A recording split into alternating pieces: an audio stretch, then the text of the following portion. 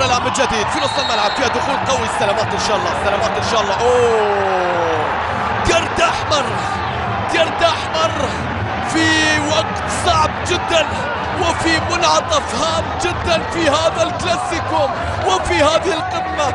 سليمان المغلي يحصل على كرت أحمر ليستمر بالظروف الصعبة جدا على فريق الشارجة. دخول قوي جدا على ياسر القحطاني. محمد عبد الله لا يتردد في القرار. هنا استلام ياسر، هنا تقدم ياسر، هنا الدخول القوي والمتهور من جانب سليمان المغلي. وحكم المباراة بسرعة كبيرة يتجه، شايف من هذا المكان، شايف فيه دخول قوي ومتهور حقيقة من سليمان المغلي. اللقطة الماضية لم تكن تستدعي كل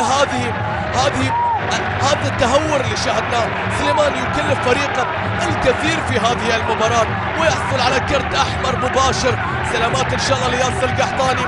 أمور تحكيمية، حالات تحكيمية سيتحدث عنها الزملاء في استديو التحليل بشكل مفصل. ياسر يتألم، تيتا فاليريو لا يصدق، المصائب لا تأتي فرادى. الملك في حالة صعبة وهذا الزعيم لا يكترث لهذه الحالة حتى الآن.